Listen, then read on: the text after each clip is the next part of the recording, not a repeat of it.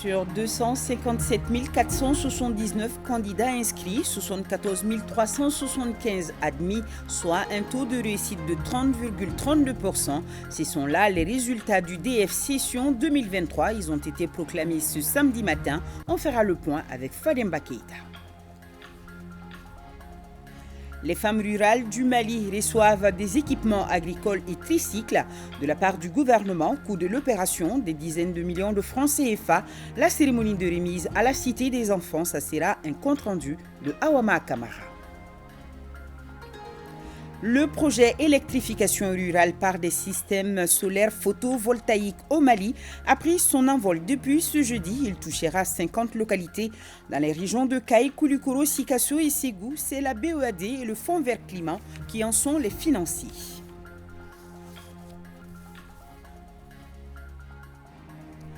Le Bureau malien des droits d'auteur reconnaissant, il vient de remettre des vivres et des trophées à certains artistes du pays dans le cadre de la célébration de la fête de la musique. Ibrahim Kaou Konaté nous donnera plus de détails. Samedi 20h, merci de nous recevoir chez vous. Bonsoir et bienvenue aux informations. Scènes de joie mais aussi de tristesse dans les centres d'affichage des résultats du DF session 2023. Sur les 257 479 candidats inscrits, 74 375 ont été admis, soit un taux de réussite de 30,32%. Ce sont là les résultats du DF proclamés ce samedi matin. Le premier national à 18 de moyenne. Satisfaction de Madame le ministre de l'Éducation nationale, nous précise Fademba Keïta, puisque les plus méritants ont passé, dit-elle. Reportage.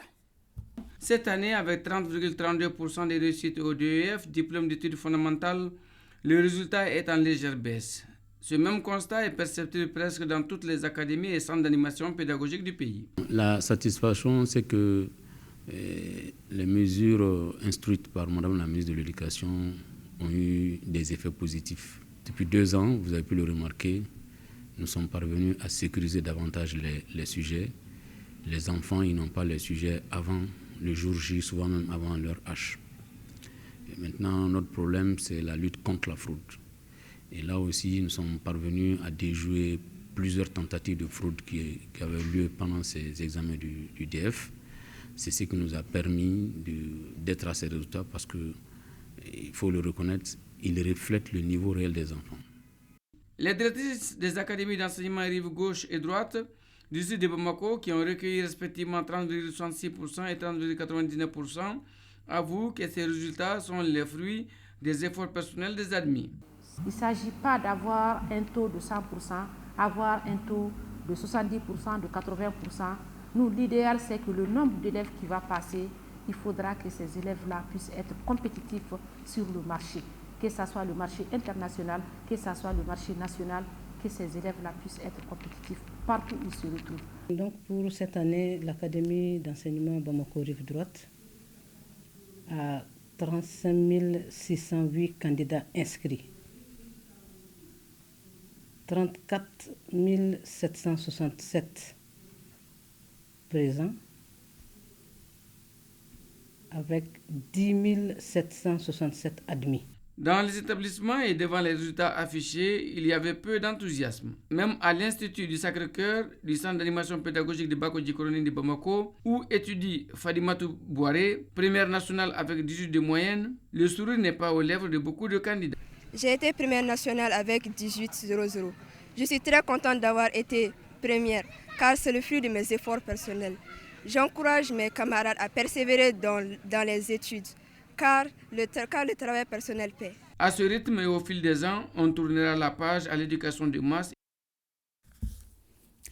Une autre scène de joie dans cette édition, elle se passe à la Cité des enfants avec les femmes rurales du Mali qui reçoivent des équipements agricoles et tricycles de la part du gouvernement.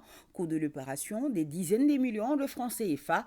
Le geste consiste à les rendre plus autonomes afin de jouer pleinement leur rôle dans le développement du Mali. Le compte rendu de la cérémonie de remise, c'est avec Awama Kamara. Dans les pays en développement, la contribution des femmes dans le secteur agricole est considérable. Elles sont au four et au moulin pour assurer la sécurité alimentaire. Pour ainsi contribuer à l'amélioration des conditions de travail des femmes rurales dans le domaine du karité, le ministère en charge de la promotion de la femme dote une centaine de coopératives du Mali en équipement agricole pour favoriser leur autonomisation. Cette remise, c'est pour améliorer les capacités de production, permettre à la femme d'abord d'avoir la qualité et surtout d'avoir la quantité. Donc en conjuguant les deux, ça va vraiment donner du poids à la production du beurre de karité au Mali. Voilà notre objectif. Et quand vous voulez valoriser la filière, vous commencez par le premier maillon. Ce premier maillon, c'est la femme rurale qui donne et l'amande et qui donne et le beurre. 1075 femmes pourront désormais travailler avec des équipements agricoles, des bassines plastiques, des tricycles, des bâches, des fourneaux, des moteurs pour moulins, des moteurs pour noix de karité. La liste n'est pas exhaustive. Les femmes n'avaient pas d'équipement ces 2 dernières années. Nous avons eu beaucoup d'aide. Nous saluons nos autorités. Ces équipements sont vraiment un plus pour nous. Les équipements que nous recevons aujourd'hui vont nous permettre de doubler d'efforts. Sur 70%, nous allons à 100 voire 150%. Des propos qui rassurent la donatrice car selon elle, les femmes sont au cœur de la politique des autorités actuelles. Mon département a un grand honneur et une fierté d'initier et de conduire le projet Karité, un projet de partenariat entre le gouvernement du Mali et la Banque africaine de développement, la BAD, dont l'objectif est de contribuer à l'amélioration des conditions économiques des femmes de la filière karité au Mali. Pour la filière ciblée, le karité, son importance est prouvée dans la vie des femmes en général et singulièrement celle rurale, une filière génératrice de revenus pour des milliers de femmes et créatrice d'emplois en milieu rural. Cette cérémonie est la concrétisation de la volonté politique des autorités de la transition à améliorer les conditions de vie et de travail des femmes, pilier essentiel dans la refondation du Mali. Restons avec les femmes très engagées pour l'autosuffisance alimentaire au Mali également. Ici, on les voit terminer une formation dans la transformation du manioc en attiqué, gari et amidon. L'initiative est du département de la formation professionnelle en partenariat avec celui de la défense et des anciens combattants. Elles sont 30 veuves de militaires qui viennent de boucler 4 jours de formation pratique dans la commune rurale de Sibi, à 50 km de Bamako, au centre agroalimentaire de la localité. On en sait plus avec Djelimara Diabaté et Bemba Sibi de retour de Sibi. Si la formation révèle l'aptitude et les terrains la compétence, eh bien, la formation pratique effectuée par 30 femmes veuves de militaires dans la transformation du manioc a permis à ces dames d'acquérir à la fois la connaissance théorique et l'habilité pratique. Aujourd'hui, elles savent fabriquer de l'attiqué, du gari et de l'amidon, 3 produits à base de manioc. Elles viennent de recevoir leur attestation de formation. Ces 4 jours de formation nous ont permis d'acquérir des connaissances pratiques dans la transformation du manioc. Nous allons nous investir dans cette activité pour être plus autonomes. Cette initiative nous prouve que les autorités n'oublient pas les veuves et les enfants des militaires tombés sur le champ de l'honneur. C'est le lieu encore de remercier l'ensemble des participantes qui ont fait preuve de discipline, de courage et d'abnégation. Je les invite à faire bon usage des connaissances et du matériel mis à leur disposition pour leur propre épanouissement. Un usage qui va permettre à ces femmes d'être autonomes. Ces 30 bénéficiaires sont la 2e cohorte de ce programme d'insertion socio-économique à travers la formation professionnelle initié par le département de l'emploi et de la formation professionnelle en partenariat avec celui de la défense et des anciens combattants. Ces femmes sont, à partir de cet instant, mieux préparées pour mettre en œuvre les nouvelles connaissances dans le domaine de la transformation des produits agricoles en vue de leur autonomie financière. Elles sont désormais prêtes pour lancer leur entreprise afin de subvenir aux besoins de leur famille. Notre pays s'est engagé à promouvoir un développement inclusif et durable en faveur de la réduction de la pauvreté et des inégalités dans un Mali uni et apaisé. À cet égard, mon département promeut le développement du capital humain par une formation professionnelle de qualité offrant des opportunités d'emploi pour les femmes que vous êtes en vue de réduire la pauvreté. Au terme de cette formation, ces femmes ont été réparties en 3 groupes de 10. Chaque groupe a reçu des équipements de transformation composés de machines de presse, de broyeurs, de séchoirs, entre autres. Le 23 juin, c'est la journée internationale dédiée aux veuves. Elle a été mise à profit par l'association SIRA pour informer et sensibiliser sur les droits et les difficultés que subissent beaucoup de veuves au Mali. Mariam Koulibaly. Oumou Kamara, âgé de 25 ans seulement, est à son 2e veuvage. Chaque défunt mari lui a laissé un enfant. Anéantie par cette volonté divine, elle subit au quotidien toutes sortes de stigmatisations et de préjugés.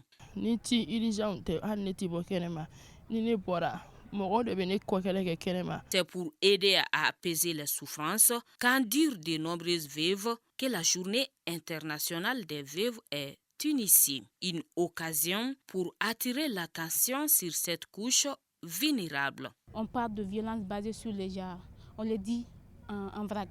Maintenant, il faut spécifier. Pour moi, les femmes les plus touchées, ce sont ces veuves-là. C'est pourquoi j'ai voulu faire cette journée internationale pour que les autorités, les partenaires et tous puissent vraiment s'élever et se donner la main pour la cause de nos braves mamans. L'assistance aux personnes démunies en général et aux veuves en particulier fait partie des priorités des autorités de la transition. Donc pour cela, comme tous les autres pays dans le monde, le Mali, Inch'Allah, honorera tous ses engagements. Comment ces braves femmes qui n'ont rien fait pour mériter leur sort puissent se sentir comme des Maliennes à part entière. La journée, qui a regroupé une centaine de veuves, est meublée par la tenue d'un panel sur les droits fondamentaux des veuves, des témoignages et sketchs. L'association SIRA, le chemin. La fête de Tabaski, c'est à nos portes et tout le monde le sait, elle rime avec des habits neufs, en tout cas pour les enfants.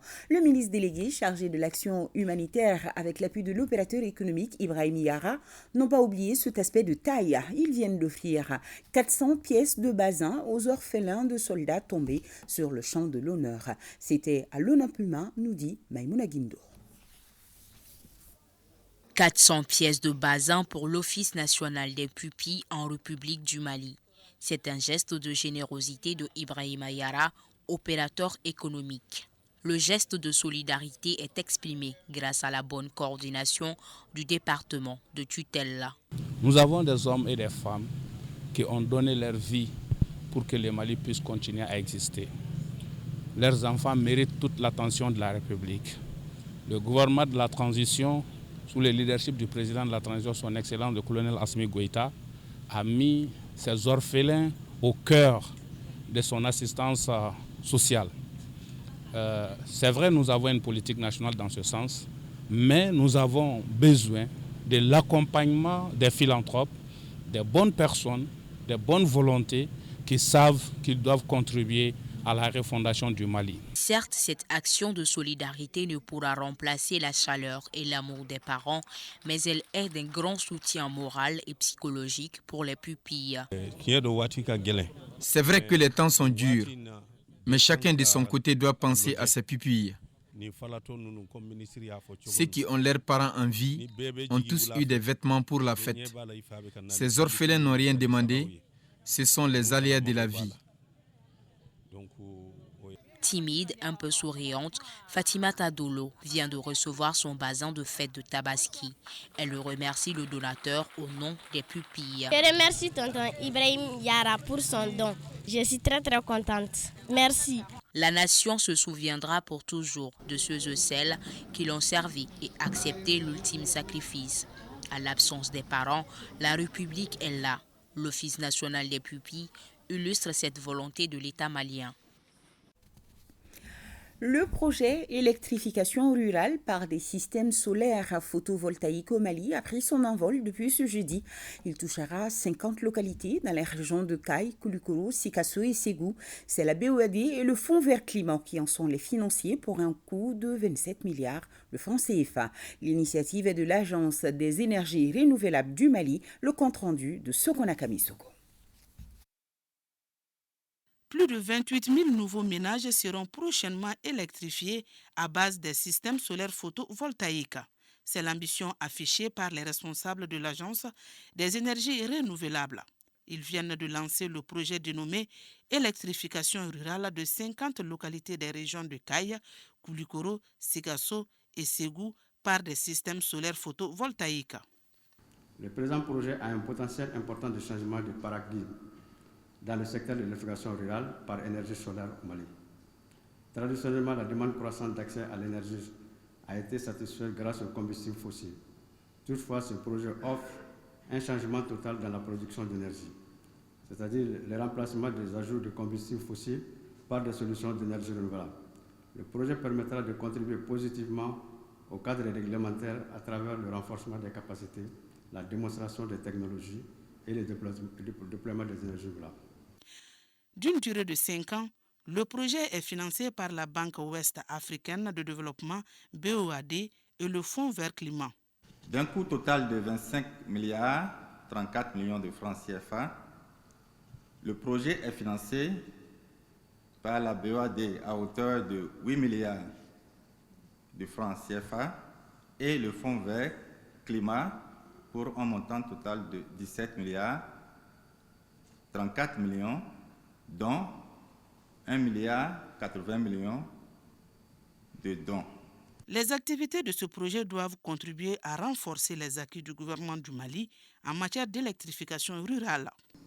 À l'orée de la réalisation de cet important projet d'électrification rurale, solution à faible intensité de carbone et de résilience face aux effets du changement climatique dans le secteur de l'énergie au Mali, il nous appartient, administration, élus, représentants des populations bénéficiaires, à s'approprier de ce projet pour sa réussite et en vous impliquant dans sa mise en œuvre. Ce projet aidera, j'en suis convaincu, le gouvernement dans la mise en œuvre de sa stratégie de développement des énergies renouvelables. Il contribuera également à l'atteinte des engagements pris par le Mali dans le cadre de la contribution déterminée au niveau national. Mes remerciements vont à l'endroit de la BOAD et du Fonds vert climat, dont l'accompagnement fort appréciable aide à la mise en œuvre des projets solaires en Afrique et particulièrement au Mali. Le lancement de ce projet est perçu comme une aubaine pour les institutions publiques et le secteur privé engagés dans l'électrification rurale à base d'énergie solaire.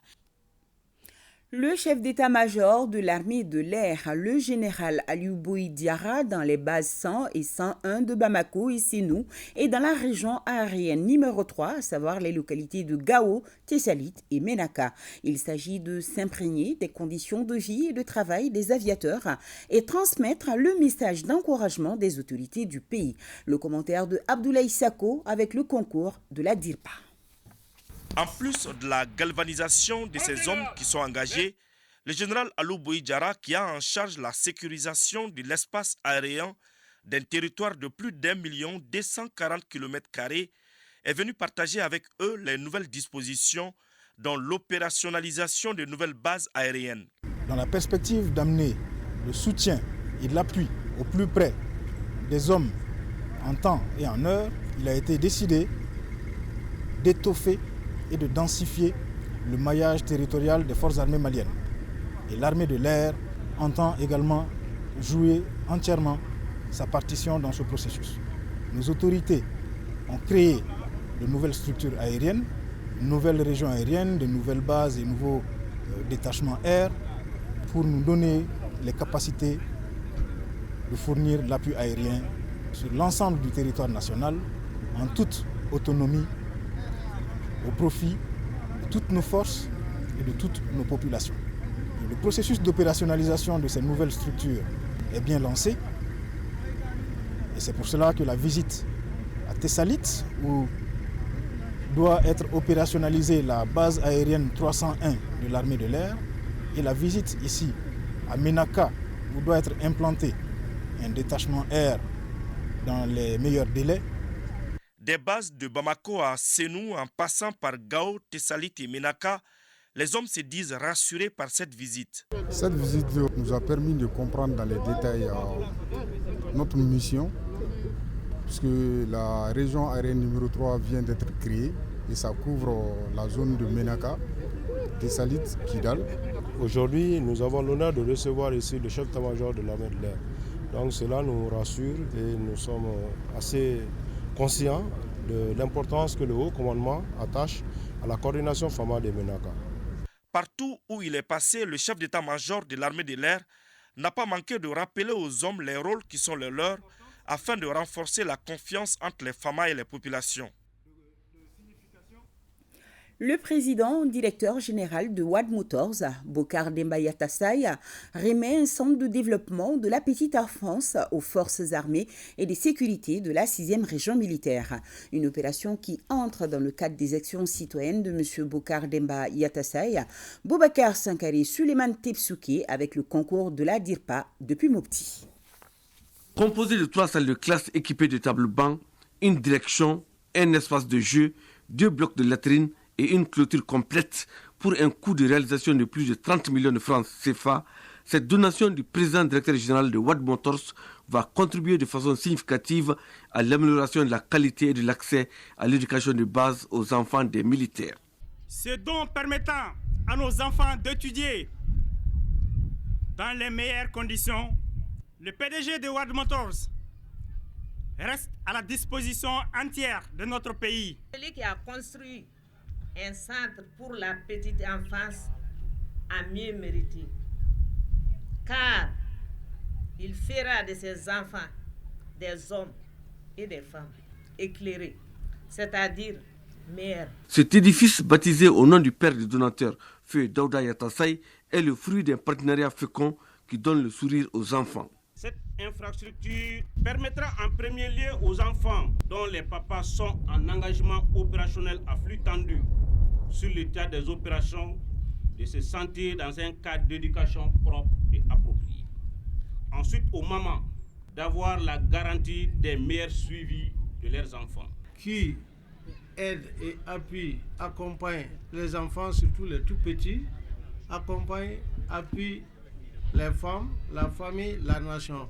Ces enfants qui vont fréquenter ces CDPE seront des cadres qui vont prendre les relais pour assurer le développement de notre pays. La mise à disposition de ce joyau s'inscrit dans le cadre des actions citoyennes du président directeur général de WAD Motors en faveur des forces de défense et de sécurité. Détour à Bamako, meeting du mouvement Yeraolo debout sur les remparts. Objectif, remercier les autorités de la transition pour la décision de départ sans délai de l'aménagement. Mohamed Kentao, Oumar Traoré. Quelques jours après la demande du gouvernement réclamant le retrait de l'aménagement du Mali, Yeraolo debout sur les remparts s'est mobilisé pour soutenir cette décision des autorités de la transition. Et c'est à travers un meeting à la Bourse du Travail que les responsables du mouvement ont tenu des propos hostiles à la mission onusienne. Selon eux, l'aménagement est incapable de ramener la paix après 10 années de présence sur le sol malien. Les plus hautes autorités ont assumé déjà leurs responsabilités et c'était une façon de témoigner le soutien populaire du peuple vis-à-vis de cette décision qui va rester dans les histoires de l'annale politique au Mali et aussi hors de nos frontières en Afrique de façon générale. Que le peuple malien reste déterminé derrière le leadership éclairé du président Assimi Goïta. Ce qu'il vient de faire, c'est un sacrifice ultime. D'autres mouvements et groupements comme le M5 RFP, les Sauveurs de la Patrie, Assimi Kanoubagao et Dana Ambassago étaient aux côtés de Yeraolo debout sur les remparts. On notait également la présence à ces meetings des panafricanistes venus du Sénégal, du Burkina Faso, de la Côte d'Ivoire, du Cameroun, du Cap-Vert et des Antilles.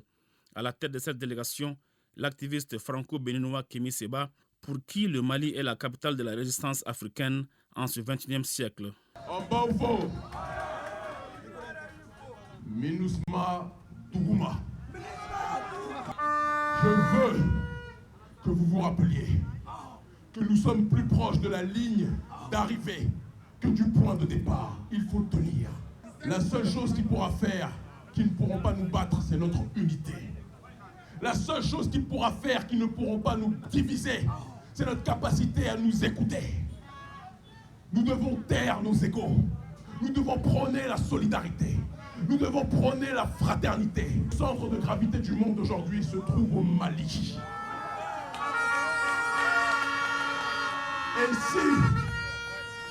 Et si le Mali gagne cette guerre, c'est l'Afrique entière qui va se libérer. Au cours de ce meeting, les forces de changement dont se réclame Yéréwolo Debout sur les remparts ont dénoncé le rapport accablant de l'ONU sur le Mali. Elles ont également remis en cause certains points de l'accord pour la paix et la réconciliation nationale qui, selon elles, vise la partition du pays. Toujours concernant la décision de départ sans délai de la MINUSMA par les autorités de la transition, le collectif des femmes pour un Mali stable lève également la voix et adhère à la volonté des autorités du pays. Il a donné une conférence de presse, le reportage de Boubacar Kanouti. Le collectif des femmes leaders pour un Mali stable apporte son soutien aux autorités de la transition par rapport à leur décision historique de demander à la MINUSMA de quitter le sol malien. Une décision qui a été annoncée le 16 juin dernier au Conseil de sécurité des Nations Unies par le chef de la diplomatie malienne, Abdoulaye Diop. Le collectif des femmes leaders pour un Mali stable rend un hommage mérité aux civils et militaires de la MINUSMA décédés dans l'exercice de leurs fonctions. Depuis maintenant bientôt 10 ans, avec la présence bien sûr de la MINUSMA, qui était censée être la solution et non le problème. Mais malheureusement, la MINUSMA est devenue le problème du Mali. Dieu nous a fait grâce en nous envoyant cette équipe à la tête de la transition, à travers laquelle nous avons retrouvé notre souveraineté et qui s'est engagée à appliquer à la lettre les recommandations du peuple, bien entendu pour le bien-être de la population du Mali. L'intonation de l'hymne national et une minute de silence mettent fin à ce point de presse. Et nous avons ce communiqué, la Ligue malienne des imams et érudits pour la solidarité islamique, l'IMAMA, l'Union patriotique du Mali, UPA, et le parti Demain, c'est aujourd'hui, félicite le gouvernement qui demande le départ sans délai de la MINUSMA. Tous réitèrent leur soutien indéfectible et inconditionnel aux autorités de la transition engagées dans un élan de réaffirmation de la souveraineté nationale. Sur un tout autre plan, voyons cette session de formation des élus des collectivités territoriales et leurs collaborateurs. On les explique les innovations apportées par la nouvelle nomenclature budgétaire des collectivités territoriales avec une présentation croisée du budget afin qu'ils maîtrisent la classification fonctionnelle du budget des collectivités conformément à la nouvelle nomenclature. Mamadou Fani pour plus d'explications. La modernisation et l'intégration d'un nouveau système de management dans les communes du Mali en vue de répondre aux attentes des populations, c'est la démarche privilégiée par le projet de déploiement des ressources de l'État pour l'amélioration des services. Cette formation des élus et agents des collectivités de Kati vise à renforcer leurs capacités sur une nouvelle nomenclature budgétaire des collectivités territoriales avec un accent particulier sur la présentation croisée des budgets. Le PEDRIAS a au cœur de ses missions le renforcement des capacités de ses communes partenaires. C'est ainsi que cette formation s'inscrit dans le cadre d'un protocole de partenariat entre le PEDRIAS et le CFCT. Ce protocole de partenariat pour l'exercice 2023 est le deuxième du genre. Dans leur volonté de conforter la dynamique de transfert de ressources plus consistante aux communes bénéficiaires, le PEDRAS et le CFCT ont convenu de mettre en œuvre un second programme de formation axé sur 4 thématiques, à savoir la présentation croisée nature-fonction des budgets des collectivités territoriales, la gestion documentaire et archivage, les procédures de passation de marchés publics, la gestion documentaire et l'archivage. La présente session de formation regroupe les maires, les secrétaires généraux, les chefs de services financiers de plusieurs communes du cercle de Kati. Le CNJ Mali, l'Alliance pour une transition intelligente et réussie, le Parti Initiative pour la refondation du Mali, l'association Djigui-Semeton, le Forum des organisations de la société civile au Mali, le Rassemblement pour le développement et la solidarité, le COREMA et le Bureau exécutif du Conseil national des personnes âgées du Mali dans ce communiqué félicitent le gouvernement et l'EJ de la bonne organisation de l'élection référendaire. L'Agence nationale pour l'emploi vient de tenir à sa 46e session ordinaire avec Koumba Sissé. Faisons le point. Sur 4000 demandes d'emploi enregistrées, 1900 ont été placées. La formation a concerné 3000 personnes. Ce sont là quelques activités réalisées en 2022 par l'Agence nationale pour l'emploi ANPE, soit un taux d'exécution de 75%.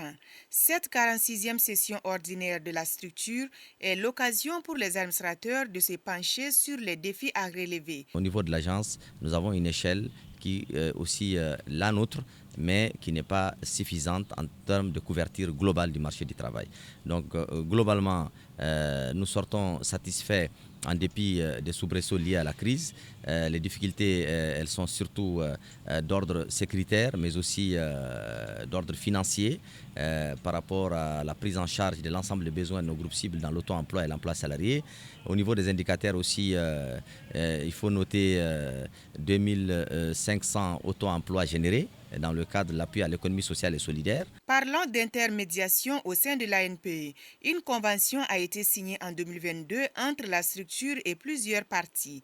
Leur mission est de mener une étude d'élaboration des fiches des postes et des emplois les plus récurrents dans les entreprises. Cette étude permettra de contribuer à la résolution de certaines distorsions sur le marché du travail, d'établir des référentiels aux besoins des employeurs et de favoriser l'insertion professionnelle des demandeurs d'emploi.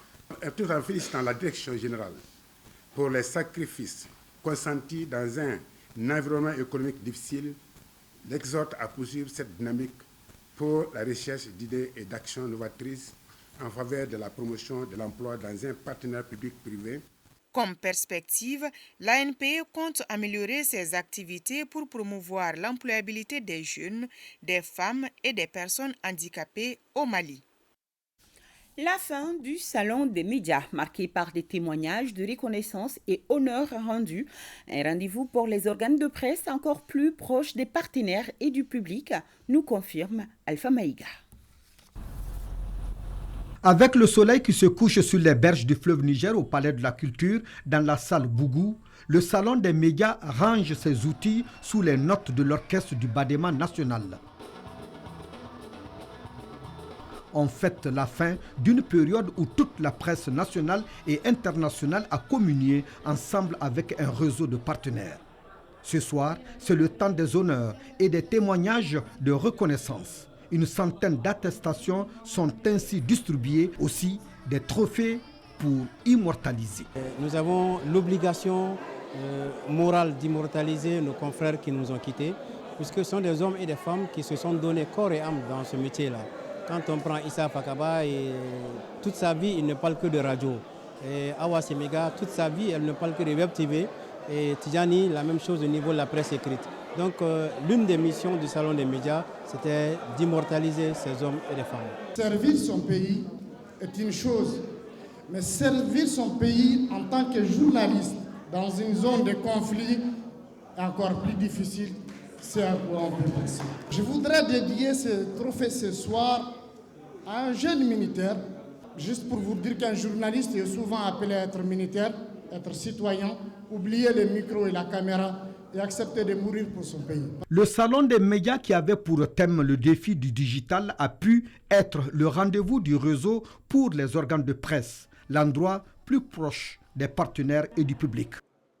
Avec fierté, honnêteté, il faut dire qu'il y a eu des progrès, même si encore les erreurs commises, les insuffisances constatées pendant cette deuxième édition doivent nous aider à nous perfectionner. Ce salon, il est juste pour le Mali. Il est pour le Mali quand on tient compte du fait que la première institution du pays a accepté associer son nom à l'organisation de ce salon. Qu'il en soit remercié, Monsieur le Président de la Transition. En tout cas, ce fut un grand intérêt pour le monde des médias qui s'est donné rendez-vous pour la prochaine édition. La convergence malienne contre les accaparements de terres Semati vient de tenir à Séléngué une rencontre autour du thème « Quel bilan et perspective autour de l'accaparement de terres et la conservation des semences ?» Les participants sont venus du Niger, du Burkina Faso, de la Côte d'Ivoire et du Mali. Nos envoyés spéciaux à Séléngué sont Boubacar Kanouté et Mamadou Sidibé.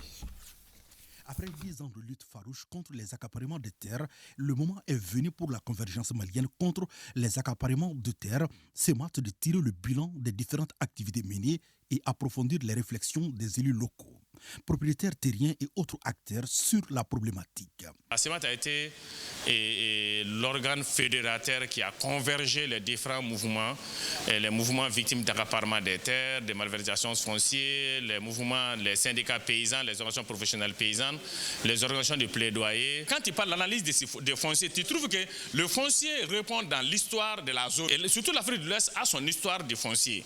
Et partant, l'histoire du foncier, le foncier renforme notre identité. C'est notre identité, c'est notre culture. On se revendique de nos terres.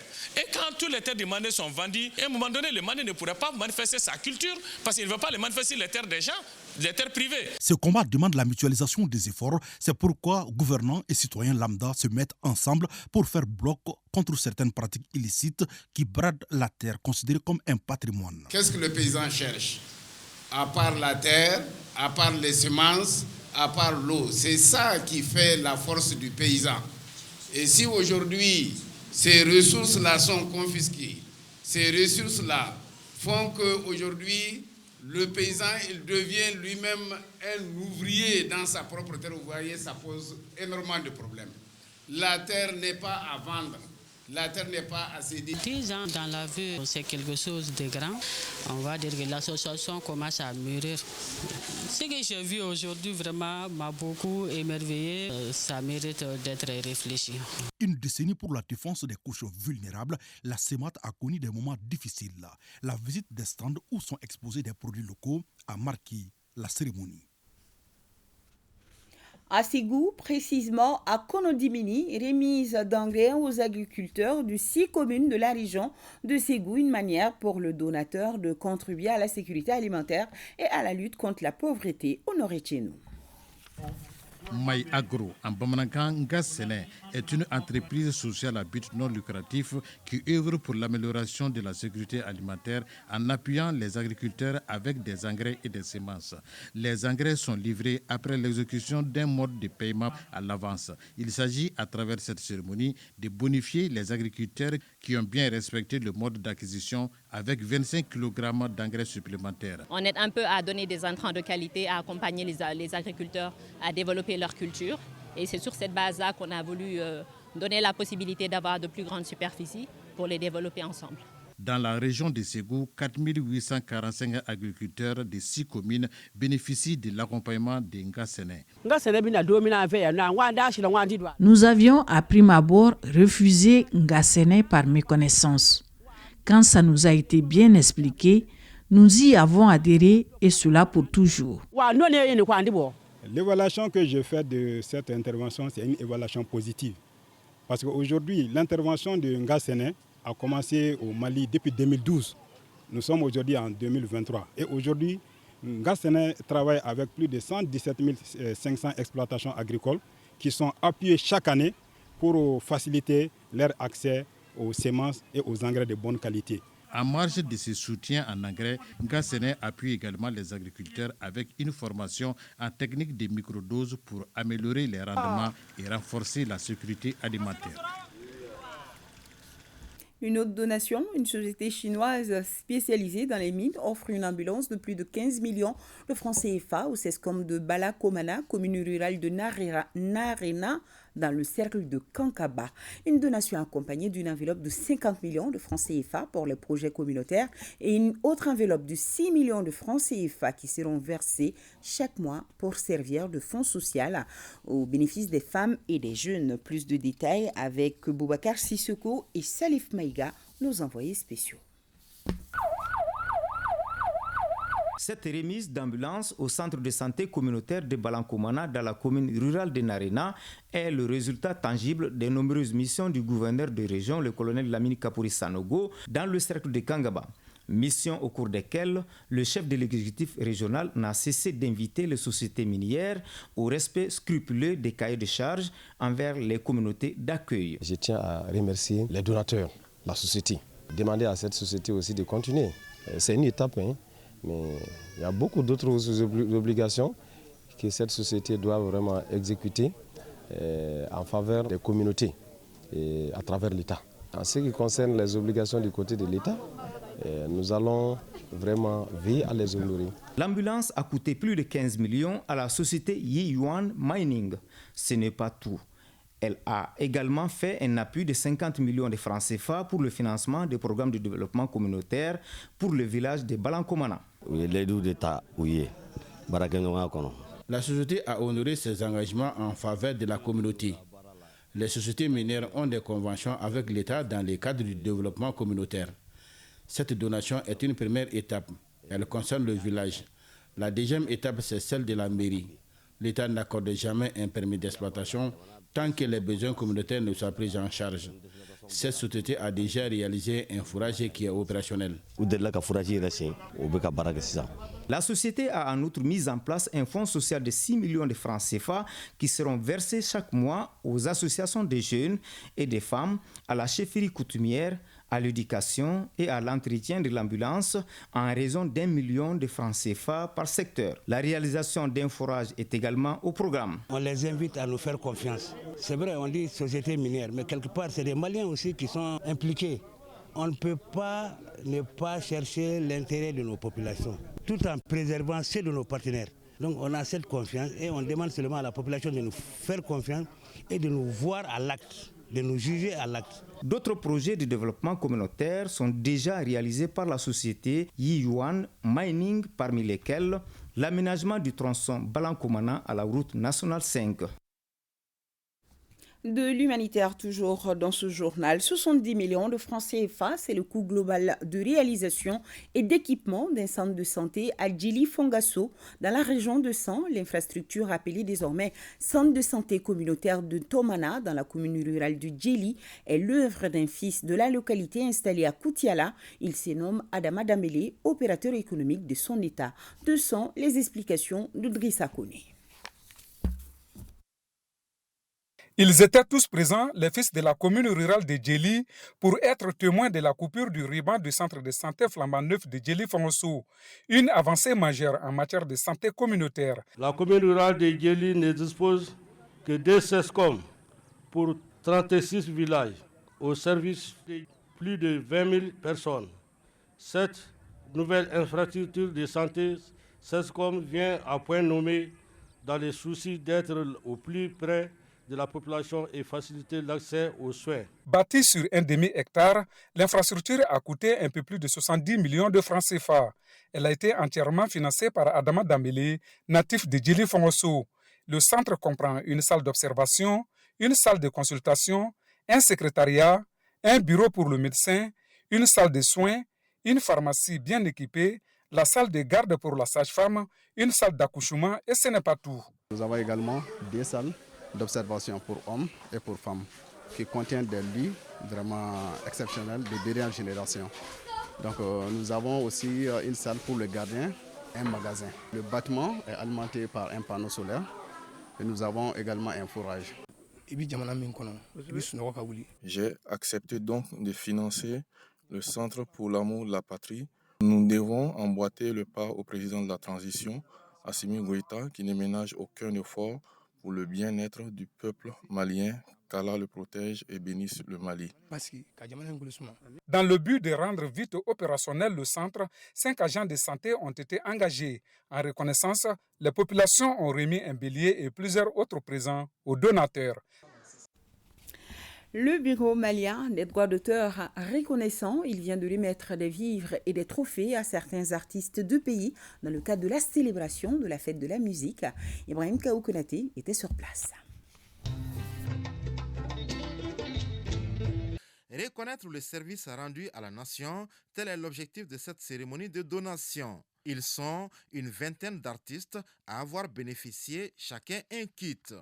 Chaque kit est composé d'un mouton, un sac de riz de 50 kg et un bidon d'huile de 5 litres. À quelques encablures de la tenue de la fête des Tabaski pourra rendre un vibrant hommage à nos artistes émérites. Des artistes qui ont donné le meilleur d'eux-mêmes et qui continuent de donner le meilleur d'eux-mêmes, mais qui, à un moment donné de leur vie, méritent qu'on leur fasse assistance. À cela s'ajoutent des trophées de reconnaissance décernés à Sangare, Baba Salha, Barou Diallo, Toumani Diabaté et Babani Kone. Je suis très contente vraiment que le droit d'auteur malien ait pensé de moi. Vraiment, je suis très contente.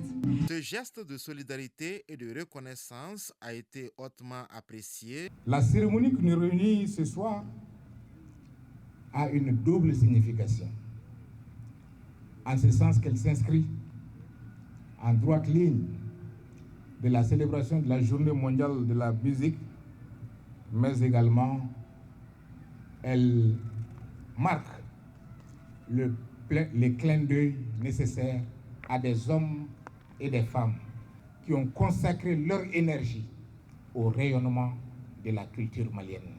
Le Bureau malien des droits d'auteur entend pérenniser cette initiative qui vise à reconnaître le mérite.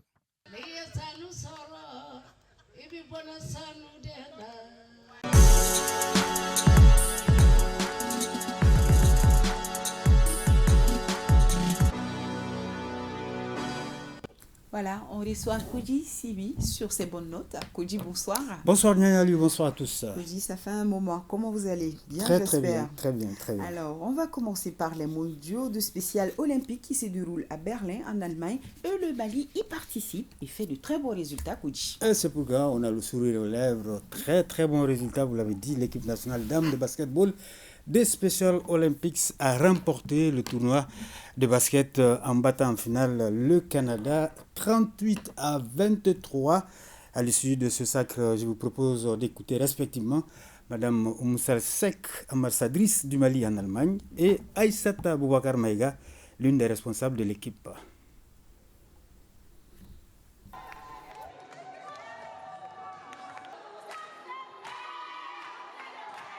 Je n'ai pas d'autres mots pour remplacer la joie qui m'anime. C'est de dire que je suis tellement contente pour l'équipe, les encadreurs et aussi mon pays pour voir aujourd'hui qu'à Berlin, les jeunes filles ont mouillé le maillot. 38 contre 23 pour le Canada, 38 et avec un dynamisme et un engagement sur le terrain incroyable. C'est de dire que le Mali est présent ici et à un très haut niveau et à un niveau international. Cela doit être accompagné, cela doit être soutenu, cela doit être encore plus visible, que nos autorités aient confiance à cette couche de notre population. Nous avons eu un sentiment de fierté parce que le Mali, pouvoir venir ici représenter le Mali et aussi représenter l'Afrique et faire un si bon résultat aux Jeux mondiaux, on était très contents à la fin du match. Oui, le travail accompli, comme vous le dites, a eu l'apothéose. Je ne cesserai, et au nom des Special Olympics, de remercier les plus hautes autorités du gouvernement de la transition, Madame Oumoussal Sek, qui n'a ménagé aucun effort pour que l'équipe soit dans les bonnes conditions ici.